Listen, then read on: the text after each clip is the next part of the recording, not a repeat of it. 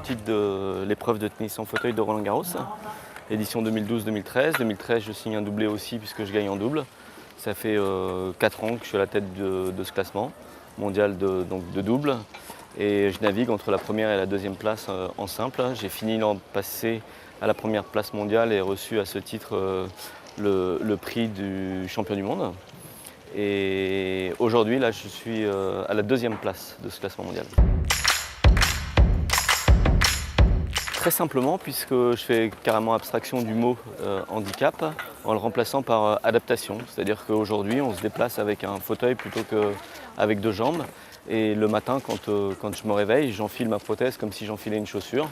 Pour moi, la notion de handicap est finalement tout autre et liée plutôt à une impossibilité à faire quelque chose, alors que là, j'ai trouvé une adaptation pour pratiquer un sport et pour au quotidien m'épanouir.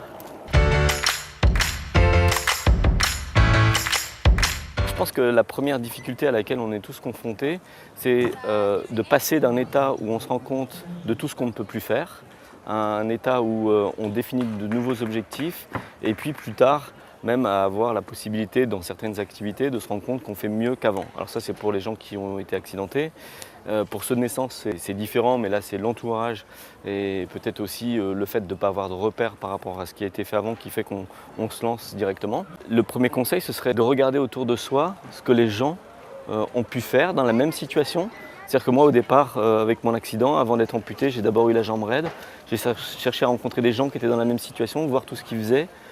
Pour me dire, bon ben voilà, ça y est, c'est possible, je peux l'imaginer, donc je me fixe des objectifs. Et je pense que c'est par là qu'on avance dans les processus de résilience, c'est en se fixant de petits objectifs, et puis pour le lendemain, pour le court terme, pour le moyen terme, et puis de très hauts objectifs pour le long terme, ce qui nous permet toujours d'avoir un guide et d'avancer sur ce chemin très intéressant.